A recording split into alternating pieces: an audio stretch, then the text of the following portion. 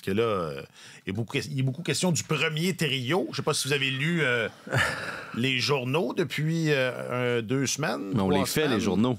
Ouais, on n'a pas besoin de les regarder. Moi, je les lis pas. C'est nous autres qui les faisons. Il y a beaucoup et à raison là, je pense que Suzuki là évidemment ça change là, mais Suzuki et Slavkovski étaient dans les meilleurs marqueurs de la ligue là, au cours des dernières semaines dans le top 3. C'est effectivement très très impressionnant. Puis Martin, c'est ça, avant d'enregistrer on se demande, Martin, on ne l'a pas entendu là-dessus, par exemple, sur le premier trio. On va lui donner la chance. Ça fait longtemps qu'on n'a pas entendu sur les 3 gardiens.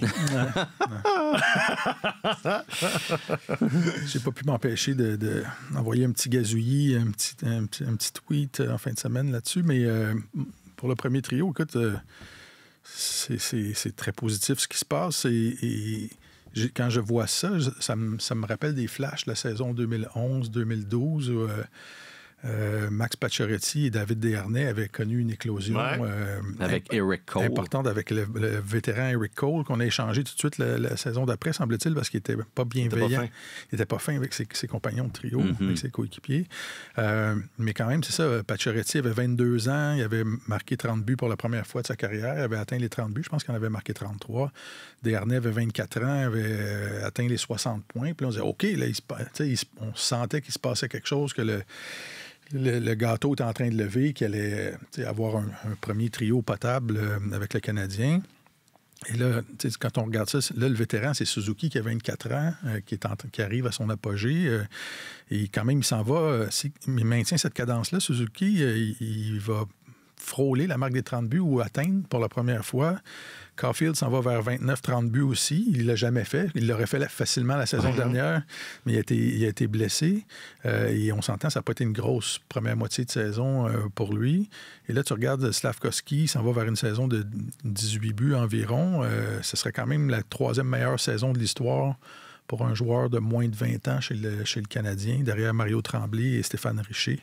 Il n'y en a pas eu beaucoup des joueurs de moins de 20 ans. Et c'est ça. Il faut tempérer ça parce que c'est pas une organisation qui donnait de la corde facilement à des joueurs très jeunes.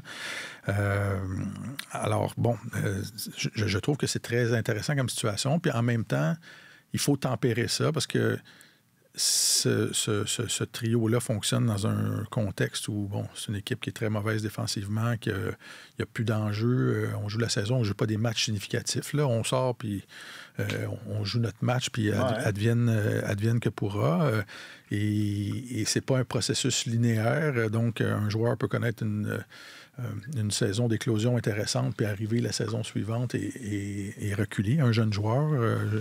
Slavkovski, pour ne pas le nommer. Mais souvenez-vous de la saison durant laquelle Alex Galchenyuk avait marqué 30 buts. Ouais. Tout le monde pensait que là, c'était scellé, que c'était dans le béton, puis il était devenu un marqueur de 30 buts. Or, il y a une grande différence entre un marqueur de 30 buts et un gars qui a déjà marqué 30 buts. Et c'était dans une saison... C'est une saison où tout était fini pour le Canadien, puis André Markov lui donnait la rondelle, lui faisait une passe transversale là, du côté droit, puis Galchenyuk tirait la rondelle, puis il marquait des buts, mais après ça s'est atténué. Donc, mais c'est au moins intéressant de voir ça se produire. Mais quand on regarde ailleurs dans l'équipe, il reste quand même énormément de travail à faire. Et c'est pour ça que ça va nous prendre un Kirby Dach qui reprend là où il a laissé, mais à choisir, là, je comprends qu'on est dans un contexte où, c'est ça, la saison n'a pas tant de valeur. Elle n'a plus de valeur du tout. C'est ça. non, mais reste Disons les choses comme elles sont. Reste que, et là, vous me corrigerez si je me trompe, mais c'était peut-être pas tant le cas du trio de Desharnais auquel tu fais référence. Galchenyuk qui jouait avec qui à ce moment-là de sa saison 32? C'est une bonne question, probablement Gallagher. Parce qu'il ne jouait pas au centre. Je pense que oui. Ah ouais? Je pense que oui. OK.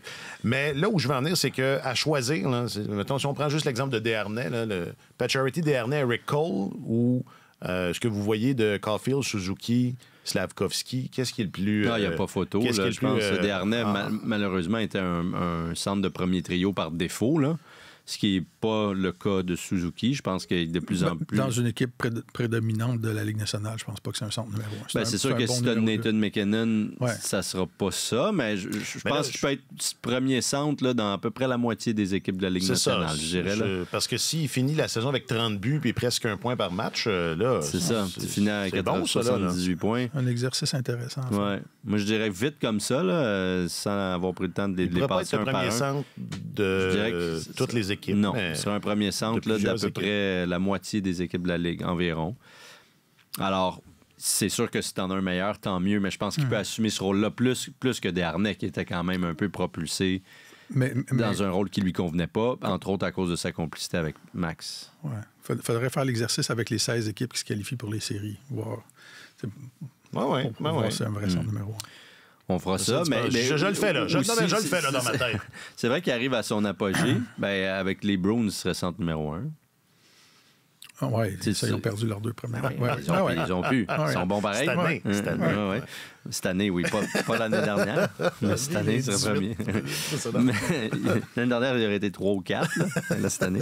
Les choses changent vite. Non, mais ça pour dire que... je veux dire, il arrive à son apogée, mais à chaque saison, il prend une petite bouchée de plus, Suzuki. Il arrive vraiment à son apogée. Oui, mais il a encore pris une petite bouchée cette année. Va-t-il en prendre une autre l'année prochaine? C'est possible que ça grimpe encore un petit peu. Alors... C'est beaucoup plus emballant, cette combinaison-là, que ce qu'on a vu dans l'histoire récente du Canadien, je pense. Absolument. Moi, personnellement, il faut reculer loin là, pour voir une combinaison d'aussi jeunes joueurs qui restent d'être avec le Canadien pour longtemps, qui ont autant de talent, puis qui, tu sais, Slavkovski, ce qui est en train de se produire, honnêtement, c'est presque prodigieux. Là. Tu vois que c'est pas des calories vides, un peu comme Galchenyuk. Tu parlais de Galchenyuk, marque sur l'avantage numérique, Bing bang. Slavkovski, c'est pas ça. Là, c'est en échec avant. Ouais. Il pique des rondelles constamment à l'adversaire. Il la protège beaucoup mieux. Il y a encore beaucoup de place à l'amélioration. Oui, c'est ça. On voit Sauf que tu vois qu'on dirait que c'est comme assis sur une fondation pas mal plus solide. Le plafond est plus haut. Que les coups d'épée de Galchenyuk à l'époque. Il y avait une coupe de passe d'armes, mais... Ben c'est ça. Autant dans le cas du trio Desharnais, Cole, Pacioretty que Galchenyuk et peu importe avec qui il jouait, c'était... Comment je veux dire? Il y avait des limites à l'emballement. Il y avait toujours un petit quelque chose. C'est ça, comme Desharnais, on n'était pas sûr si c'était sa place. Galchenyuk, on n'était pas sûr si... Il était assez brillant. C'est ça. Alors que là, il n'y a pas tant d'incertitude. Tu les regardes aller puis tu fais... Non, c'est ça. Je vois pas Je vois pas. J'aimerais ça chialer. Beaucoup plus des valeurs sûres. Ouais, j'aimerais ça chialer, mais je peux pas. Alors, je pense que là, un bon trio, ça va prendre plus aux Canadiens, mais là, effectivement, ce que Slavkovski avait... imaginé quand on l'avait rencontré à la combine. Voilà, la prophétie. Qui disait, si jamais je suis repêché, je pense que ça serait le fun de compléter le trio de Caulfield et Suzuki. C'est pas mal ça qui est en train de se passer.